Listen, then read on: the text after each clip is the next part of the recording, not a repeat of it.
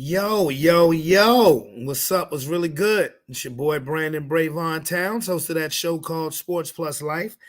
That there sports podcast where we talk about all of the necessary topics in sports and all of the necessary topics in life. And hopefully everybody is having a very blessed and wonderful week. Today is January 31st. First and foremost, before I get started today, I'd like to send a special birthday shout out to my niece Vanity. Today is her 15th birthday. I already texted her, and She texted me back. So just want to say while I'm on wax today, happy birthday, V, from your Uncle Brandon. Okay. And I hope again everybody's having a wonderful and blessed week. Usually we do the show on Monday or Tuesday. Been a little under the weather. I was a little under the weather. My kids was under the weather. London has the flu, but you wouldn't be able to tell if you saw her today, because nursing her back to health good. Made a homemade chicken noodle soup stew. Started it last night, put it in the crock pot. Shout out to my mom for letting me know the simple directions of how to make that. And it was simple directions, but hey, I still had to make it good. And I made it do what it do. Purdy in the bowl. This can only be Big C. What up, homie? What's up? What's going on? Purdy in the bowl. What's up with you? I ain't doing shit. I didn't have a Purdy jersey, so that's what I had to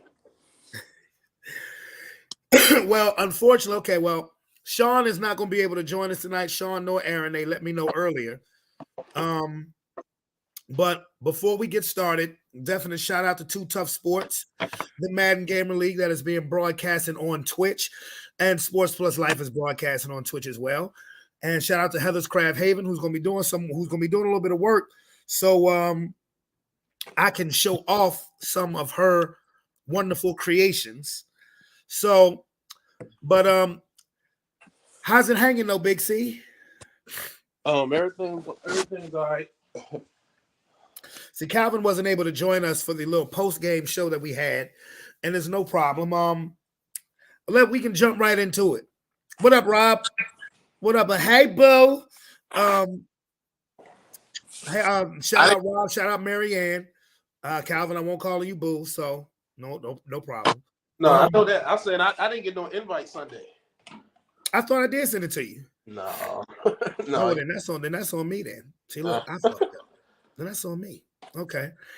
You should have texted me, let me know. You know I would have invited you. Because you was the main person I wanted to hear from. So let's jump right into it. First, let's start with the AFC Championship game. Calvin said, until you beat that man, he is the man. So that proved true. The Kansas City Chiefs are heading to their 4th Super Bowl in 5 years. That's an amazing accomplishment. Me and a whole lot of other people didn't think that they would be there based on, the way they played during the regular season. Right. As a Denver Bronco fan, I'm not thrilled about, I'm not nuts about the Kansas City Chiefs' recent dominant, but I don't hate them. Let's get that out the way. I am sick of this whole Taylor Swift, Travis Kelce bullshit. I'm so tired of that shit. That's what made the conspiracy theorists think that the motherfucking shit is scripted. Because every time this motherfucker catches a pass, they got to show her in her press box. Well, what Taylor Swift is number one, it's one hell of a script because, like you said, this ain't the first one. This is the 5th one in 4 years. So she won't dare. The 4th one in 5 years. Yeah. So the 4th one in 5 years, I mean. 4th one in 5 years. So she won't dare other ones. But what they doing is because it's Taylor Swift and she's like one of the biggest stars in the world. That's how you get viewers to show her. So that's what they're doing. You know what I'm saying? So that's what that is. Am I sick of seeing it? Because we sick of seeing it because we want to watch football for the football game. Yeah. But it's the Super Bowl and it's playoffs and it's one of the top teams in the league. So anything they can do to get more viewers, they're gonna do that. Yeah, because I could care less about the country pop star, whatever, dating a white guy who wants to be black. I could care less about that. I've seen that before. But as far as the game goes, I gotta point my direction more to Lamar Jackson and Rob. Y'all have to bring me London's Cup. Y'all gotta bring it to me. But yeah, I look at Lamar Jackson, who let the Ravens down. But didn't I tell y'all that Ray Lewis was going to kick it off? Yeah, that's why they lost right there. That's why you said, "Oh no" in the chat. Mm-hmm. Yeah. So yes, Lamar Jackson let them down.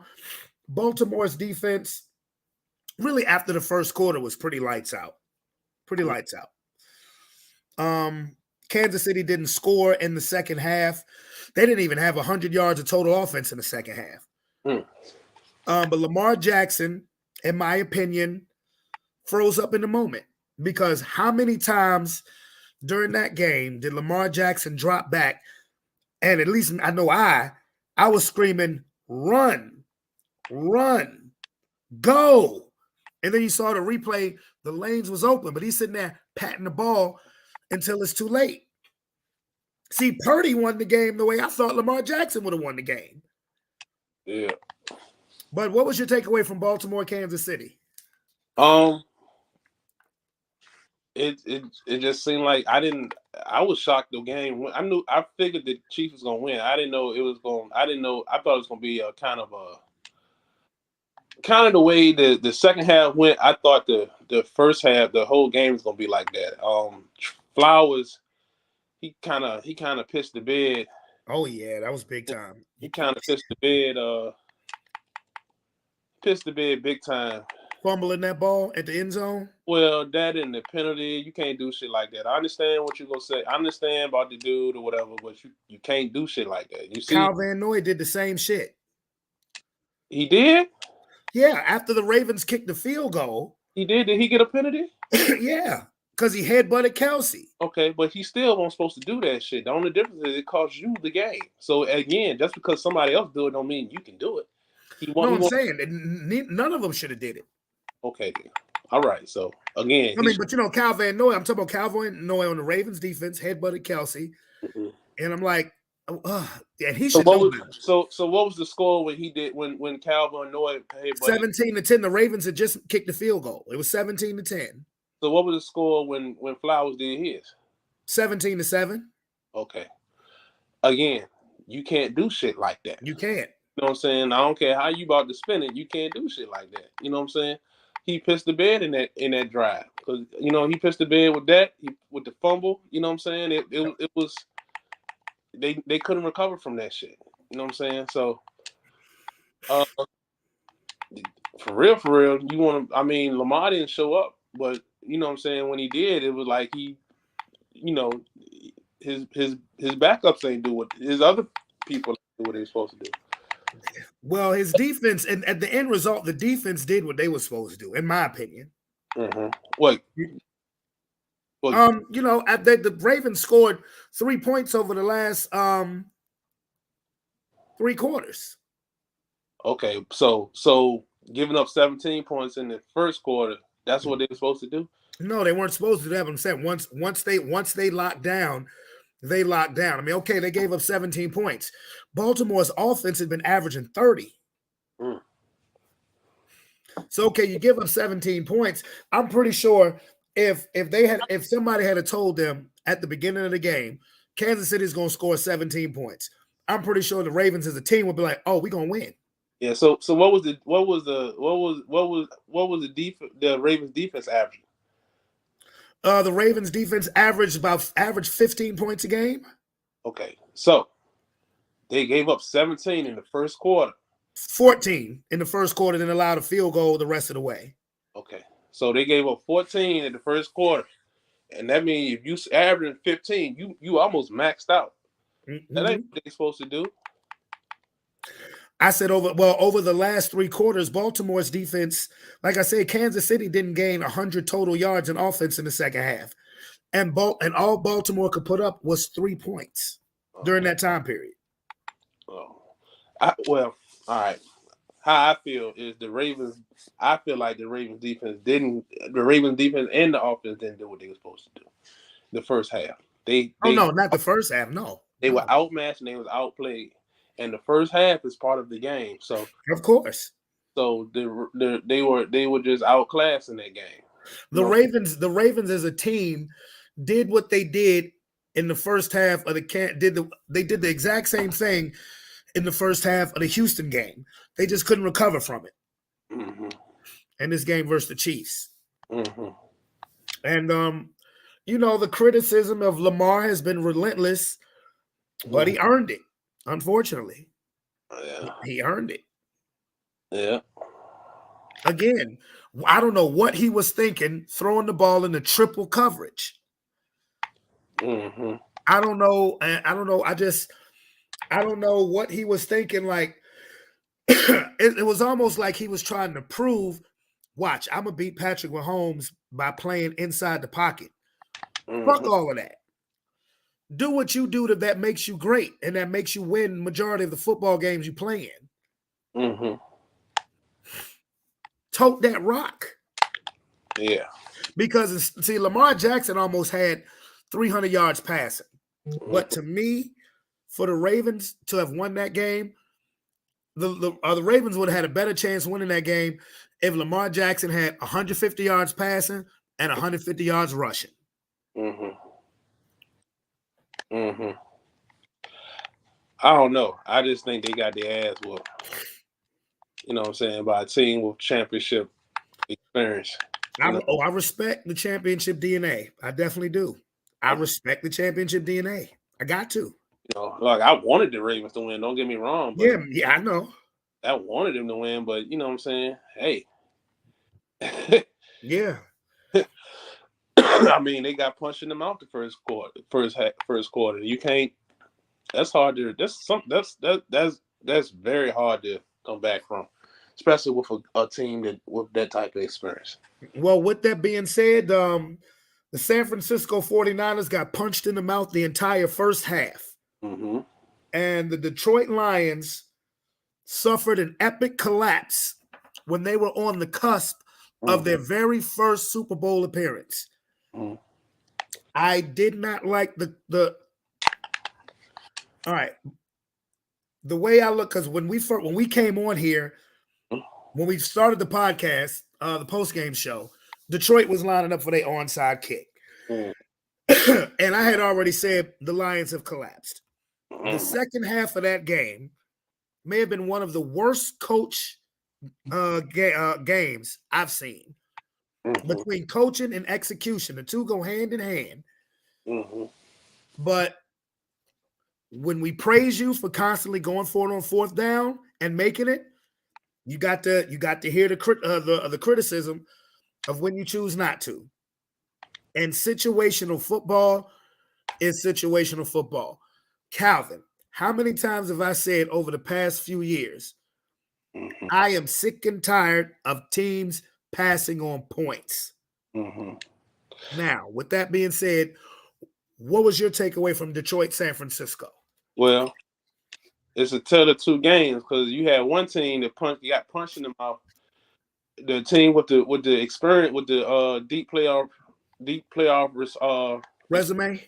resume doing the punching. The other team, the other game, you had the one with the experience getting punched. That's what I was talking about last time I talked to you when we was talking about relying on your experience.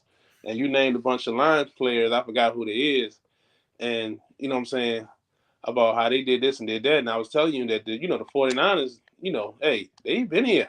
You know what I'm saying? They gotta, they've been aggrieved. They gonna do their thing. So, shout out to Trash Purdy, as they like to call him or whatever, and all them boys. You know what I'm saying? I mean, I don't know how this I don't know how much trasher this dude gonna get. You know what I'm saying? Keep winning these games and shit. But, one team, like, you know what I'm saying, now had the shoe been on the other foot and the 49ers would have did the punching, that game would have been real ugly. You know what I'm saying? So, in the first half? Yeah. So that's what that is. They've been, I mean, how many players that coaching staff, how many holdovers they have from the last Super Bowl appearance? Not many, but who, the 49ers? Yeah, not many. As far as I know, just the coach, just the head coach. Coach, yeah, because Trent Williams won't there, was it? Trent Williams wasn't there for that Super Bowl. Yeah, Debo won't there. No, Debo was. Debo was there. Kittle was there. Yeah. A number of the players from the defense, Warner, Greenlaw, Bosa, because that was Bosa's rookie year. You know, they were there. Now Armstead was no, they have one of the guys. Hawthorne was with the Eagles last year in the Super Bowl. But a number of players from that 2019 still plays. The coaching staff, I believe, is really just Shanahan. Yeah, you gotta respect that you gotta respect DNA too, I guess. Now, on the contrary, obviously Purdy wasn't there, and McCaffrey, this is his first Super Bowl.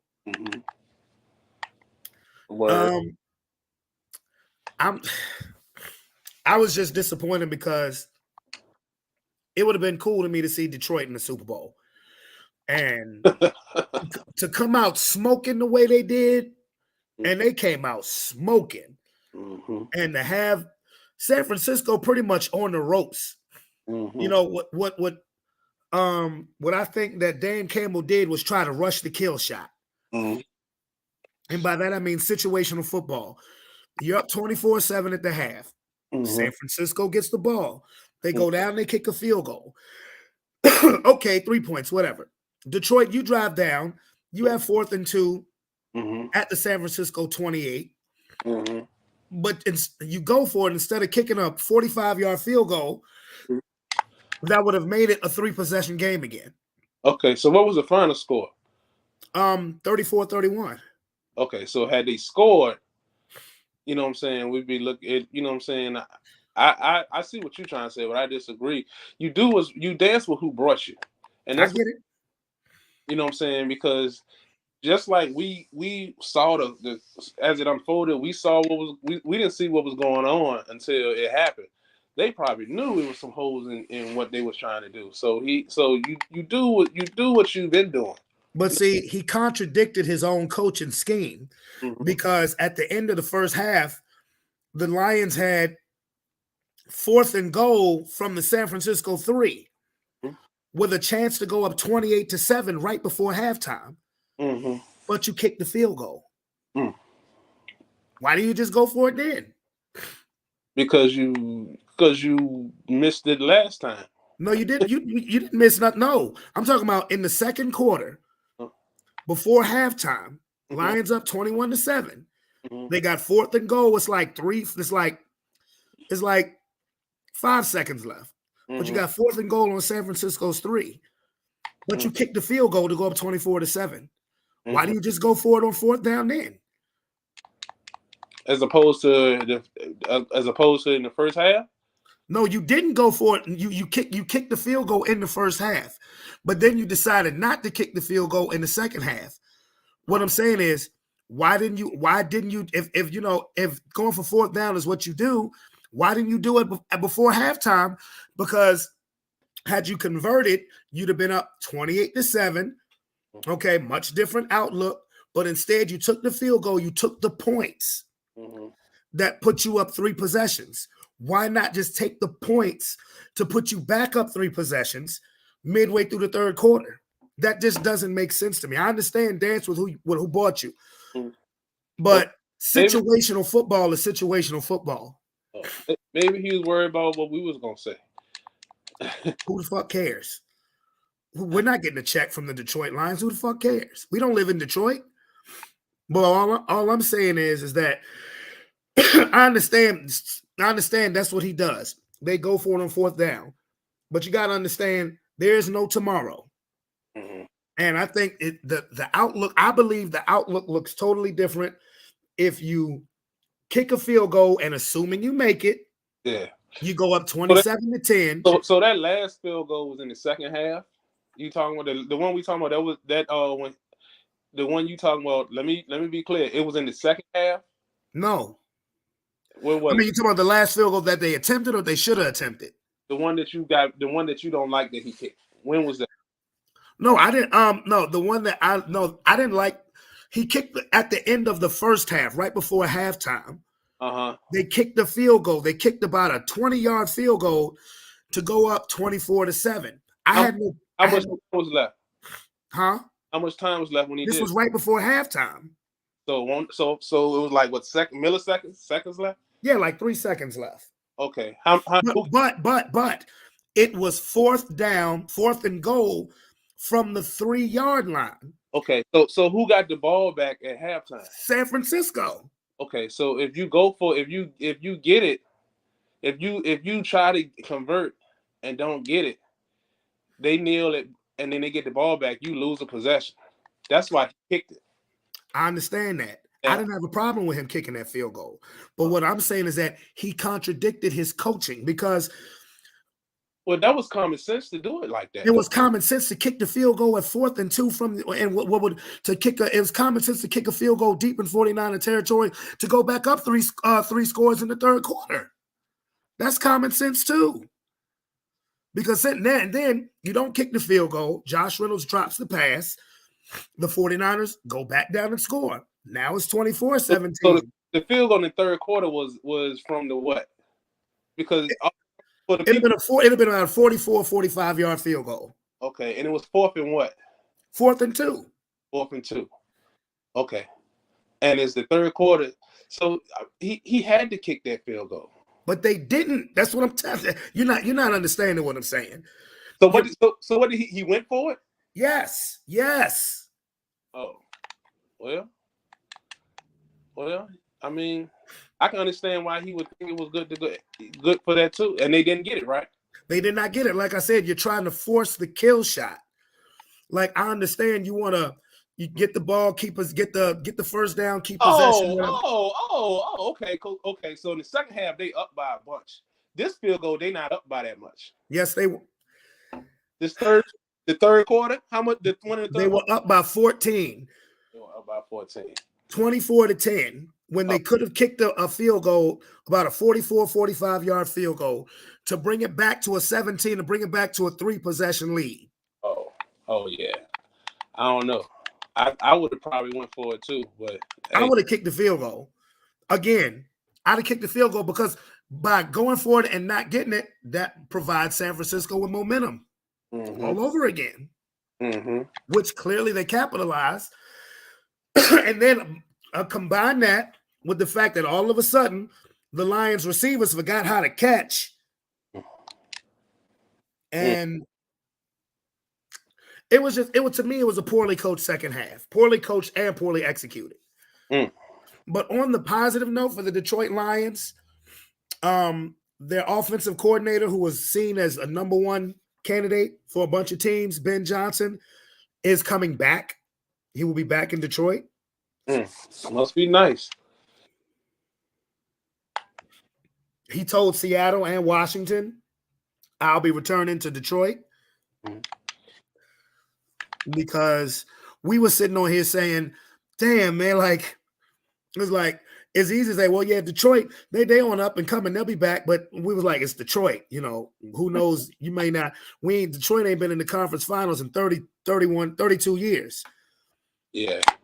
But a lot of, when things happen like that, a lot of teams who have great seasons, their coordinators are the first to go to head coaching jobs. Right. Yeah. But we lost. We just lost ours. Yeah, you did. We just lost ours. Yeah, you did. That, Plus, I'm looking at Detroit's division. Green Bay will be better. I don't know what to make of Chicago because I think they should have got rid of their coach, Eberflus, to tell you the truth. And I don't know what to make of Minnesota because I don't know who their quarterback is going to be next year. Who is their coach? Who, Minnesota? The Bears. His name is Matt Eberflus. Oh, man.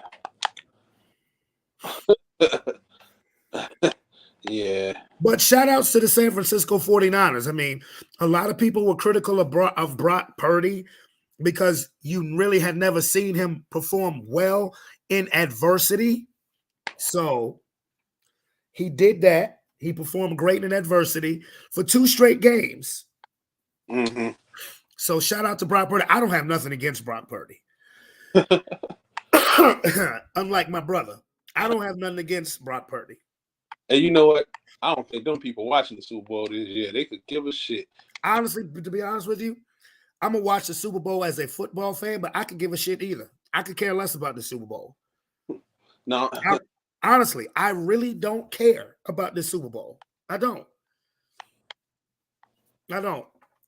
I'll watch it. It'll be on my television because it's the Super Bowl. But I don't give a damn. I'm gonna be knocking them the fuck back and cooking. So you're welcome to come through if you want, bro. Okay. All right. Come on through. Let's bust some spades. Let's watch Patrick Mahomes win this third Super Bowl. Mm-hmm. Even though I hope it's the 49ers. I'm not betting. I'm not betting against Patrick Mahomes no more. Yeah, that's crazy. That's wild. I do. I hope I hope it's a good game like last time they played them people in the Super Bowl. That was a good game. I remember. It was a good game. But the 49ers collapsed at the end of that game. Yeah.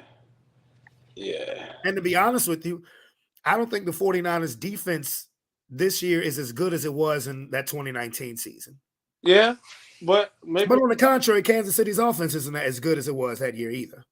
Yeah, but maybe we're not giving Shanahan enough credit for the adjustments. You know what I'm saying? Because his MO was not adjusting. You know what I'm saying? You know, as far as like remember the Super Bowl or the Super Bowl against the Patriots. Oh, when he was the offensive coordinator. Offensive coordinator, then he had his own Super Bowl. Yeah, you know what I'm saying so. Shoot. Oh, he got a lot to prove. I mean, like, if the 49ers lose this Super Bowl, they're going to shit on Kyle Shanahan. I promise you that. Yeah. They're going to shit on him. Because how many years you going to have the team to do it? Yeah.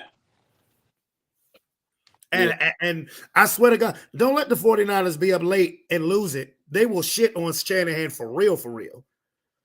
He'd be well, I can't call him Doc Rivers because Doc Rivers got one. But Doc Rivers got one, yeah. Yeah. But let's have a little bit of NBA talk right quick. Tyrese Halliburton, he's the starting point guard for the Indiana Pacers. Mm-hmm.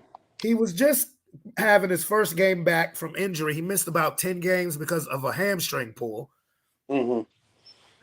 And they asked him about, how do you feel about the 65 game minimum to, be recognized for incentives for the season. And he criticized it, which led Magic Johnson to come to Twitter, X, whatever, and say, hold on now. Unfortunately, you players have been missing way too many games over the past handful of seasons, but expecting maximum pay. Mm-hmm. But when you miss games, is fans that clause in there, like for like over 35, still, you know what I'm saying? Say what?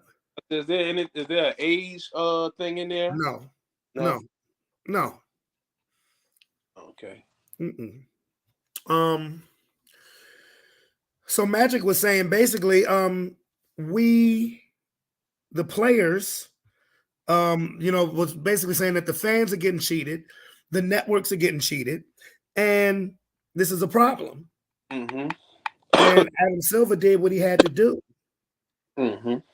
Well, we said it was going after all that other shit. We said it was going to buckle down on that shit. You know what I'm saying? So. Mm-hmm. So that is what it. I mean, that's them fighting back. Because I mean, you look at it like this. We applaud. You applaud the NBA. Well, they get the players the power. That's what that is. You know what I'm saying? That's what that is. You know what I'm saying?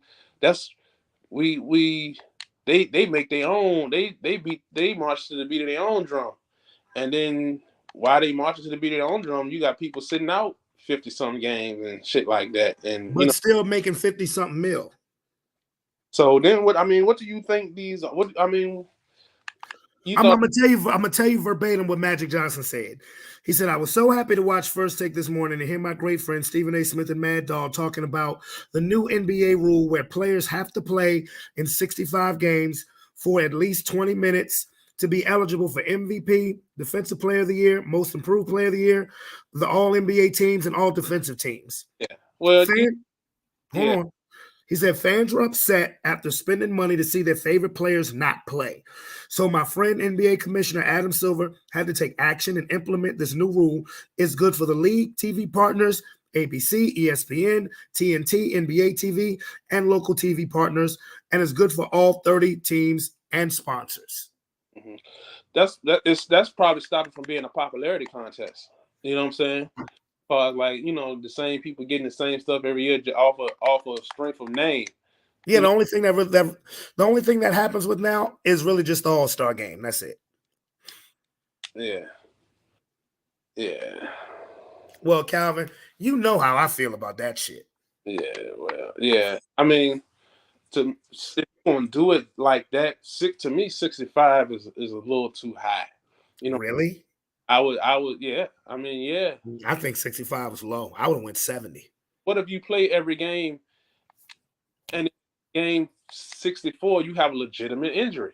So you know what I'm saying? Do you just lose all that? You know what I'm saying? Probably, yeah. But I get what you're saying, and in the interest of fairness, I get what you're saying there. Because I would say you have to make sure that people you trying to stop people from abusing a system. Right. So that don't make it so that you don't make it so that the people with legitimate, you know what I'm saying, you have to make sure the people with legitimate claims are not, caught in that fray, because you know what I'm saying, that could very well happen. Right. And Stephen A threw out a bunch of numbers to support Magic Johnson's claim of how Kawhi Leonard, Paul George, Joel Embiid, mm-hmm. Ben Simmons, Kyrie Irving has missed an ass loads of games, but are making X amount of dollars. And, Anthony Davis as well, another one. Zion Williamson. Sean just put on here Purdy trash. Yeah. Yeah. Yeah. Yep. Well, Sean, you got the link if you want to pop in, my brother. Yeah. Well. But as far as we talked about this for a couple years now. Don't let me be an owner. That's all I would say. don't let me be an owner, because I'm going to institute a pay-by-play contract. Because it has gotten ridiculous. We would never be to this point if those players that I had just named wasn't to some extent just being out a ridiculous amount of games. Yeah. I thought one of the ways you might can do it is, okay, because you can't say, okay, this player is hurt, this player's on the injury, if he can't play, and then the next I wonder if it's possible, like, okay, you got a game on Monday, a game, because they play at the most they don't do back to back, so the most they do every other. No, they still do back to backs. They don't do back to backs as much. So in 1 week, one day you in the injury report, then the next week you not, the next day you not. If you make it so that you keep what you got in place and make it so that each injury, depending on the injury, you have to sit out a certain amount of time. That means that when they go to pop themselves in and out of the lineups as they see fit, you know what I'm saying, that'll stop them from doing that, because damn, if I done said I'm hurt, I done said I got this injury, that means I have to sit out this much time. And if I do that, then I won't qualify for the 65 game thing. You see what I'm saying? I see what you're saying, but you know what else I'm noticing? What? How many less games have been missed by players this year? Oh, okay then. Well, there you go. That solved that. Oh no! I wouldn't stop there. Like I said, don't let me be an owner. I would sit here and tell them straight up, my nigga, listen up to me now. Listen up to me now. Mm-hmm. Your ass will be only getting paid per game. If you want to act like you Zion Williamson or Ben Simmons and want to sign $200 million contracts, but only want to play 20 fucking games a year. Kiss my ass. Yeah, that was wild. It was like Kawhi happened, and then some other shit happened, and then Ben Simmons just took it and ran with it.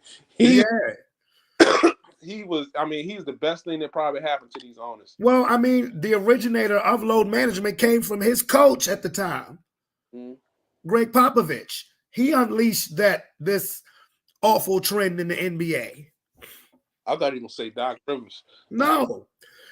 That's the Greg Popovich thing. He unleashed load management on the NBA. It's honest. I mean, real talk. It's no sugarcoating about it. So did he do that at a time when he had like an old ass Tim Duncan and an old ass this player and an old ass that player? He did it at a time when Tony Parker was still in his 20s. Ginobili was still. He started as I say maybe about 2011. So he didn't have a lot of. So my question is, was his team a certain age? Duncan was up there in years. Okay. But Parker was still in his 20s. Ginobili may have been in late 20s, early 30s. Kawhi Leonard had just gotten in the league. Yeah, well, I guess what you do for one, you gotta do for the other sometimes. And because I know I'll never forget. It was one game the Spurs had played. And then the next day, they were supposed to play this nationally televised game against Miami, against LeBron, Wade, and Bosh. And none of Popovich, like Duncan, Ginobili, Parker, none of them played. None of them played, and they were spotted at the airport in a Chick-fil-A when the Spurs was getting ready to take the court. So it was nothing wrong with them. It was nothing wrong with them. They weren't injured. But they was why? Because they was eating Chick-fil-A. I'm just saying. But I think what I'm saying. It was like the other system. You got people that abuse it. You know what I'm saying? So, maybe he should have when he did it. He should have did it with the thing like it's like this is for these players of a certain age. You know what I'm saying? Like, I can understand at that time doing Duncan. I can understand doing Duncan now. I can understand doing LeBron now. You know what I'm saying? Or, you know what I'm saying? I really, honestly, I wouldn't say shit about LeBron. I wouldn't say shit about LeBron. But, you know how I feel about load management. I think it's trash. Honestly, I fucking borderline hate this version of the NBA. I really do. Yeah, well. The style of play, the load management, I'm not a fan of it. I love it, but I love it because it was the first team sport that I loved. But I'm not a fan of the road that it's gone to. Yeah, it's weak. The lack of physicality and emotion that you can show in a game, and it don't just go to the players. I fucking hate the referees too. I'm gonna be honest with you. I clips of 90s and 80s basketball. I know y'all don't want to hear that, but a lot of that shit wasn't fucking basketball. That was hockey and fucking football. I don't care. It was theater. You know what I'm saying? Like, I mean, it was theater. It was theater. Man, it's theater. What? I've been saying that. It was theater. No, but as far as like you can't even show emotion now in the game. Like if you dunk and you look at somebody, they'll throw you out the game. Yeah, well. Like I remember Giannis dunked on somebody, looked at him, and got kicked out the game. Yeah. And this nigga went and sat in the front row of the crowd. He was so mad. But anyway, now we can get on to some life. And you see the shirt, yes, Holland Springs in the motherfucking house. You know it. Last week, Corey Holcomb on the 5150 podcast, which I love, addressed a topic. Everybody is still addressing topics on that Cat Williams Club Shay Shay interview. I mean, that interview was damn near a month ago, and it's still the hottest shit anybody talking about. Damn near 60 million views. All right. But Dave Chappelle went into a comedy club and addressed the Cat Williams situation, saying that he wasn't really a fan of what Cat Williams did going on Club Shay Shay and, talking about the black comedians, yada, yada, yada. And Corey Holcomb was one of the comedians who took exception to it. Did you look at those videos I showed you? I didn't get a chance to look at them, but I'm listening to you. He said that, for one, well, Corey Holcomb specifically went in on Dave Chappelle as a stand-up comedian. Ooh. He pretty much said Dave Chappelle as a stand-up comedian is not really that funny. Ooh, that's he said out of every 5 specials Dave Chappelle does, he said 2 of them are good. He said Dave Chappelle be getting on stage and be bombing. He said, but nobody has the courage to say nothing because it's Dave Chappelle. And when talking about the Cat Williams situation, he was like, they said Dave Chappelle is throwing his weight around. Mike Epps took exception to that as well and tweeted that Dave Chappelle is not comedy's daddy. So Corey made some headlines basically saying that Dave Chappelle as a stand-up isn't that funny, and that Dave Chappelle will go into any comedy club and he's not even doing comedy. He's just talking like the big homie. Okay. All right. Now, what are your thoughts on that? First of all, your jealousy. It's not been. I argue that Kevin Hart is not funny. I can see why people might, you know what I'm saying. You know what I'm saying, but it's not. It's nobody's ever said that Dave Chappelle is not funny. Now he talk about people bombing. That's part of what comedians do when they get new material. They have to go out and go to clubs, you know what I'm saying, that are not taped and try this shit out. It's kind of like a walkthrough. They bomb. You know what I'm saying.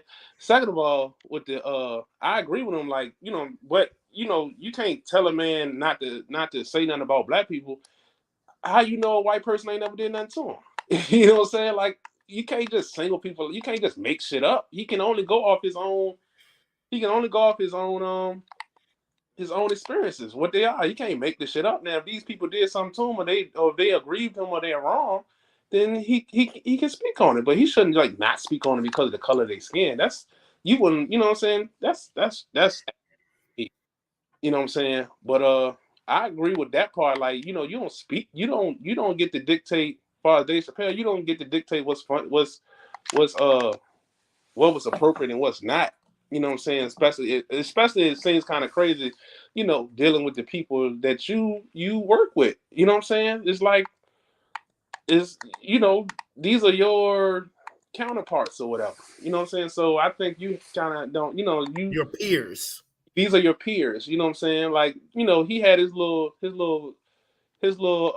flash in the pan with, you know what I'm saying? Not flash in the pan, but he had a little episode when he wanted out or whatever. But it seemed like that establishment has been really good to him since he's been back. You know what I'm saying? So I agree with that part. But the whole if if Dave Chappelle is not funny, I don't know what I don't know what he think he is. You know what I'm saying? Because if you had to pick to see what you had to go to one show, where you going? You going? I mean, come on now. Is not even close. I didn't agree neither with the Dave Chappelle stand-up thing. To me, I think he's the best. Yeah. But I'm like you. I agree with the fact that, Dave maybe should have stayed out of this one as far as the Cat Williams thing goes, because he can't be comedy's regulator. Yeah. And tell other grown men what they can or should or should not be talking about. He can make his opinion, sure. Yeah, you don't get to dictate, buddy. You know what? Yeah, he don't get to dictate that. Yeah, I mean, because D-Ray Davis was on stage with him. I saw the video. D-Ray Davis was on stage with him, kind of disagreeing with him, saying, well, Cat is saying X, Y, and Z. Cat was talking about certain industry cats and joke stealing and all of this stuff, which again, nobody's called Cat Williams a liar. You know, that's what it is when you tell the truth. When you tell the truth, especially in today's society, they're not gonna call you a liar, they're gonna attack you.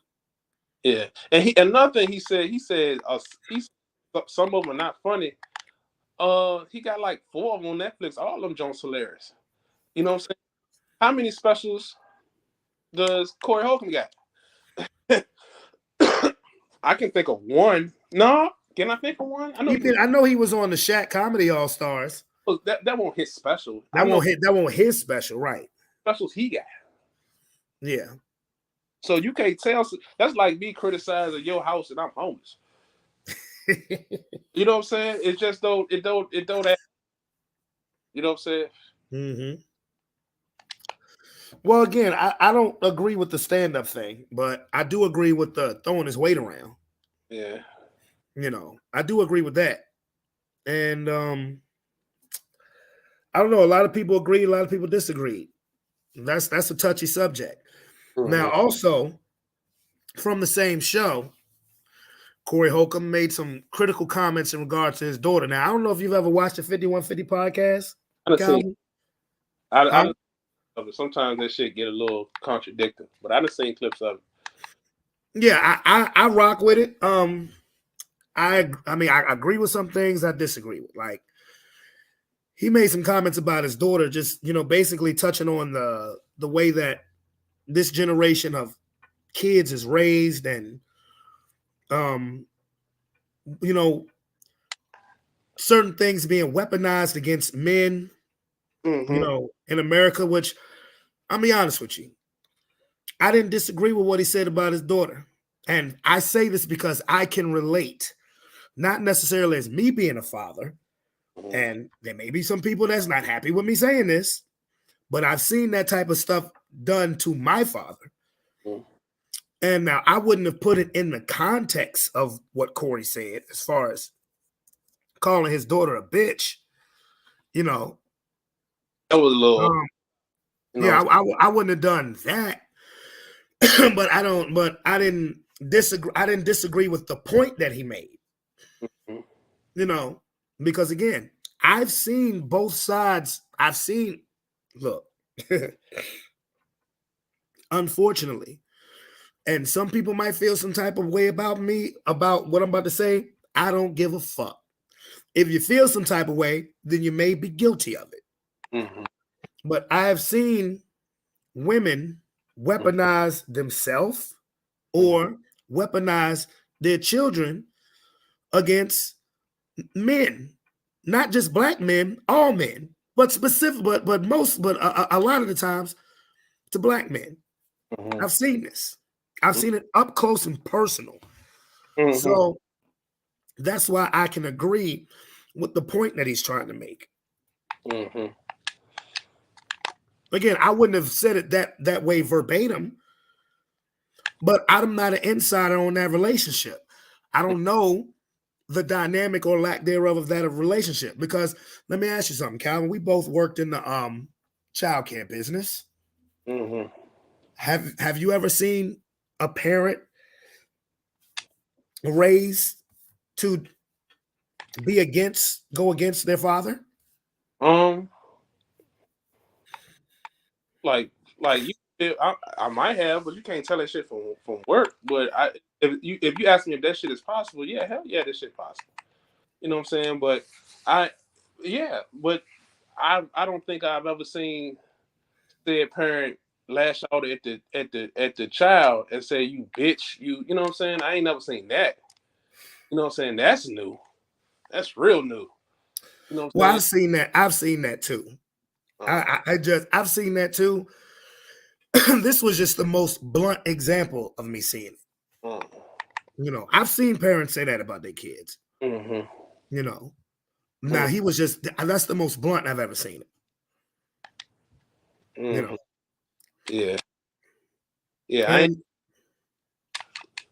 I've never seen I've never witnessed no daddy ever like blatantly call their daughter out their name like that. You know. Yeah, like I said, I don't agree with the way he put it in context, but I do agree with the point. You know, if you're not a good, if you're not coming across as a good person, you know, whether you was raised by me or not, if I did what I was supposed to do to take care of you, Mm-hmm. and you know, you're not being a general good person, Mm-hmm. oh, I'll cut you off. Mm-hmm. Like I said, I've seen it done. I've seen women, and Yeah. again, I've seen women.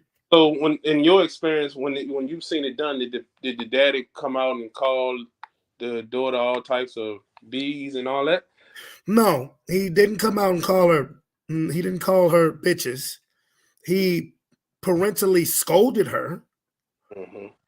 and was like, "Yo, I mean, if you want to act this way towards me, then I don't need to have anything to do with you. You Mm-hmm. don't need to have anything to do with me if that's how you want to carry it." Mm-hmm. Because a scorned woman is a motherfucker. I'm just gonna say it. Yeah.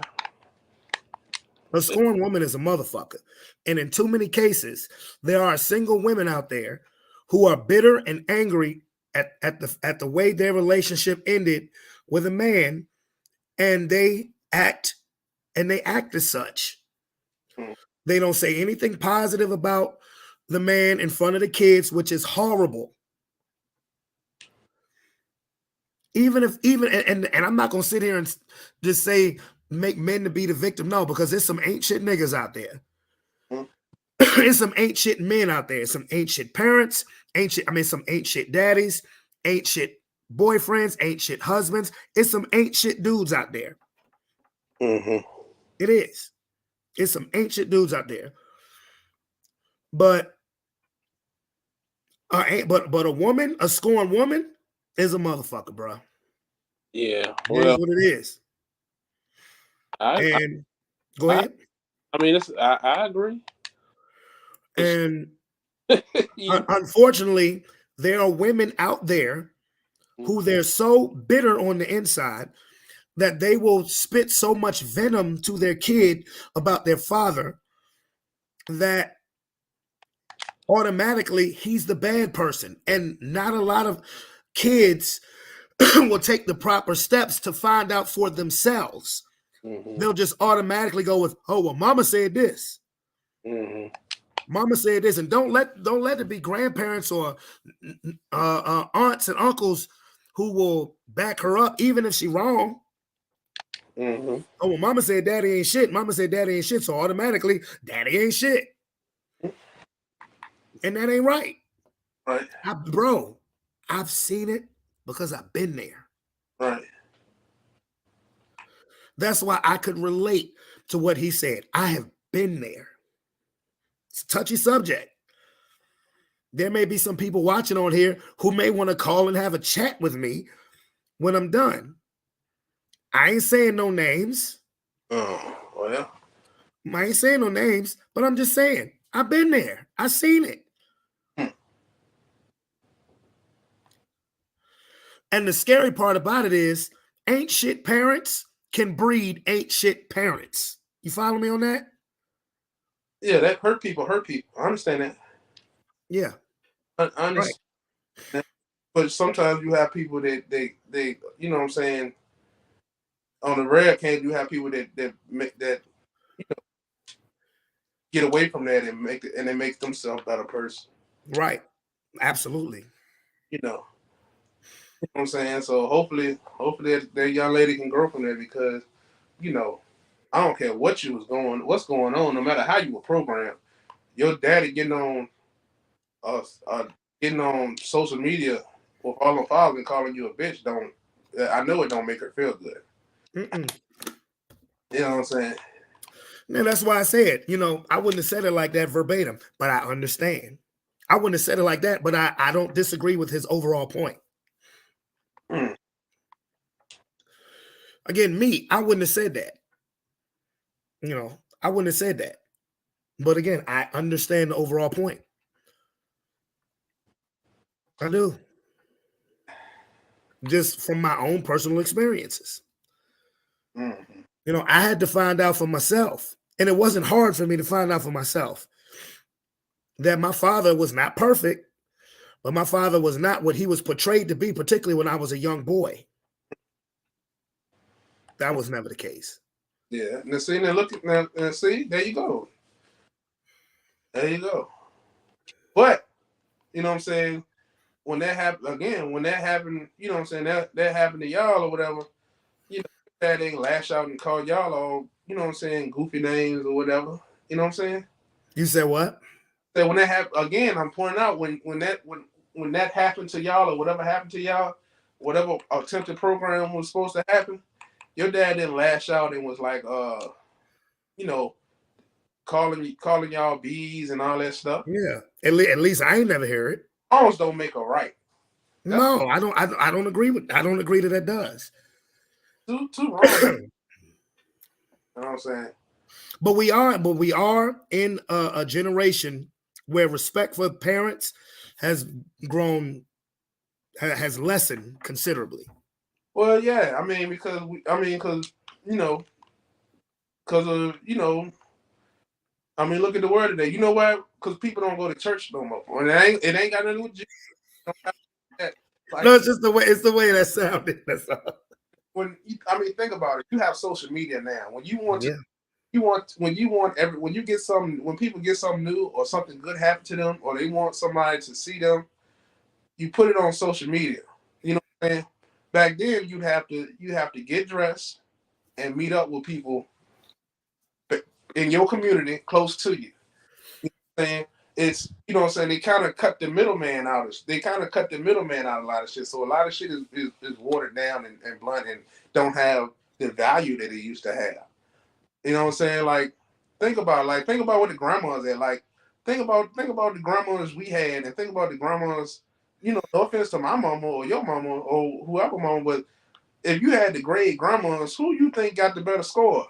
Your grandma or your kid's grandma right now? you know Right. To me, my grandma's was, you know what I'm saying? Like No, no, absolutely, absolutely. it's with the social media shit, everything is gonna be Yeah, I mean, like look, we're in an era where disrespecting is cool. We're being disrespectful is cool. because think about and I'm how it is now because of think about remember that clip with the girl and she was trying to fight the teacher and the teacher held her down. You know what I'm saying? The teacher Hmm. trained her and they were like, "You better not wouldn't have been my daughter." So your daughter, so you fine with the girl disrespecting the teacher, Right, supposed to doing what right. you do. It's And only see. Here's one thing. I didn't mean to cut you off. Here's one thing that I see no consistency of. It's all right for a child to be disrespectful, Mhm. but if somebody disrespects the child, you're the worst person in the world. look how they is now. Like a lot of like I see people now like young kids with young people with young kids and they be like he's so bad. Look at it. Oh man, he like when a And they child think it's cute. they think it's cute. You know what I'm saying? Until the niggas on a t-shirt with wings and shit because he done fucked around and did this. You know what I'm saying? Like, And been bad with the wrong he motherfucker. done the wrong, but he done met a badder motherfucker. That's what Yep. he done met a badder motherfucker. He done met a motherfucker worse than him. It's Or not a, cute motherfucker, now, is it? or a motherfucker that ain't as bad, but he got friends that ain't as bad too. And when they add, they said and by their powers combined, they a bad motherfucker. They a badder motherfucker. You know, Yeah. like, oh, he's a man crazy. Oh, look at I work with a girl. She talk about I've her. seen that shit. That shit disgusts me when I see parents, think that shit is cute. Oh, you better not. That shit ain't fucking funny. He's so bad. I just want him to be bad as shit. Really? It never, and you know what I'm saying. It That makes no sense to me. like if we being candid like Facebook, like you'll see some shit and you like, damn man, Lil Ray Ray fucked the city up with this jank. You know what I'm saying? Fly high, Ray J, all the good ones died young. Then you go to Lil Ray Ray page and Ray Ray got 7 pistols, a kid dope. You know what I'm saying? Yeah. He doing it like he living his life. That's the life he live. What you not saying nobody deserve to live deserve to die, nothing like that, but But you're setting yourself up for it. you know what I'm saying? Like, come on now. Like, Like I can't. I've heard people say this stuff in person, and I'm like, you're not, and this is one thing I will say in regard to the color of my skin. Mm. I hate to hear parents say that they want they'll find it cute that they kids, especially they boys, are bad because we already behind the 8 ball. They're looking for that from us. Yeah. Yeah, And I like want them to be bad. Get the fuck out of here. Cut it out. like I want my son to be tough. I want him to be tough, but I don't want him to be bad. it was a joke that Richard Pryor had. He said, man, him and Gene Wilder they did some shows for like some jails and stuff. He said, before he did it, he was like, yeah, man, free my black brother. They holding the black man down, this, that, and the third. They, you know what I'm saying? He said, man, he went in there and met some of them niggas. He like, hey, man, shit. Thank God we got these motherfuckers. I took everybody in the house, brother. He said, shit, they was home. You know what I'm saying? So now that don't mean everybody, you know what I'm saying, is like, everybody get they do diligence. Sometimes some people do get like a raw deal. You know what I'm saying? But shit, come on now. And it seems like now another thing about it seems like now if you try to hold somebody, you try to like tell somebody, point out what somebody doing wrong, or like you shouldn't do that, or this shit wrong, this shit foul, or you selling out. Fuck all that shit. It's like what? You selling out. If you hold somebody accountable, now you a sellout. Get the fuck out of here. Cut that bullshit out. Like Cut it out. You know what I'm saying? Like these niggas, these people, racist ass crackers. Like, well, they get out their yard. They just want you to get out of their yard. That's all. Niggas crazy, man. I mean, yeah, it just and again, it's not and when we say niggas crazy, we're not talking about all black people because we're in the age of disrespect where it's cool. I see people of all, well, I ain't gonna say all because some cultures don't have that shit. Mm-hmm. But I see people that aren't black, kids who aren't black, just doing the most disrespectful shit, being glorified for it. And then when something fucked up happened to him, man, he or she was the GOAT. No, they weren't. No, they weren't. Unless you mean goofiest of all time. But no, they won't. And unfortunately, it's okay. If you're on social media disrespecting your parents, that's okay. That gets clicks, that gets liked. But say something about said kid who disrespected parents, then you're a bad person. No, get the fuck out of here. Get out of here. Yeah. I'm not for that. We are in such a backwards ass way of thinking. It's a joke. It's a joke. Yeah. So again, I wouldn't have said verbatim what Corey Holcomb said about his daughter. But if you listen to the whole, that's why I sent you some of those videos. If you listen to the whole story, I understand. I get it. I understand. And pray to God that I've never had that relationship with my kids. Yeah. Because unfortunately, when I speak about limitations and discipline in regards to my kids, I'm fought tooth and nail on it. And I'm just like, man, fuck it. I just do, when I'm in my house, I do what I gotta do. I do shit my way in here. Yeah. Because if you don't hold people accountable when they get older, they're not gonna know what they'll never want to be held accountable. Yeah. But then that could be coming from a parent who doesn't themselves like to be held accountable. Follow me on that? I guess I do. But anyway, I know you got to run, Big C. Yeah. Yeah, man. I appreciate it, man. Look, I'm going to holler at you. All right, well, I'll be back on Friday. So if you want to come holler at your boy on Friday, just let me know. I'll send you the link. All right. All right. Oh boy. Anyway. Anyway, yeah, I just wanted to touch on that subject because I did watch again. If you guys go to the 5150 podcast or just type in Corey Holcomb, daughter, you'll see, the rant that he had last week.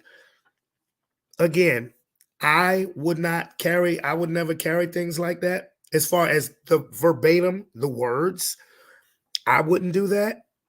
But trust me when I tell you, I understand because I have seen parents, in particular females, don't take this no type of way, especially if you ain't one of them females who's ever done this. I've seen females use their children as a weapon against a father. I don't like it. It's unnecessary, but I've seen people do it. I've seen people up close do it. It's not cool. Especially if you have a father who does what he's supposed to do, who handles his business as a father and as a man. Now, you ain't shit. If you ain't shit daddy, then please, you're not part of this discussion because you ain't shit daddy. Fuck off. But if you are father who's about something, who takes care of his responsibility, then a child being weaponized against you, no, that's no good. That's no good. And I'm not saying all women do this because I know that's not true. But I've seen it done in a lot of occasions. I have seen women, just talk crazy trash about the father of their children, even though he do what he's supposed to do. I've seen them get back up from friends or relatives, or the next dude who's trying to hit, being real talk. The next dude who's trying to hit gonna say what you want to hear because he's trying to get in them pants. I've seen that. And it's like, kick rocks with that. Kick rocks with that. So, with that being said, I know this is usually the Sports Plus Life runs no less than an hour and a half, but I'm gonna start getting myself prepared because I've been at home ever since. Like I've been home. Like I said, Roman was sick, London was sick. I didn't feel good yesterday. My voice is not all the way back yet. So when the doctor said that London had strep throat, I'm like, well, that didn't surprise me. The doctor said she thought I may have the flu. At least that's what I was told. But I don't know. I don't have the flu. I know what that feel like. Nah, and that's not it. I don't have the flu. Now the throat thing, yeah, okay. Been on that. You heard me for the last 2 months. But I'm gonna get on this grind. And I'll see you guys on Friday. Hopefully, and as long as everybody's health is going in the northern direction, no question. But shout outs again to Too Tough Sports. Shout out to Heather's Craft Haven. Shout out to everybody who's commented on Facebook and YouTube. You see it in the house. You already know it. And it's your boy, Brandon Bravon Towns. I'm out this beer. Peace and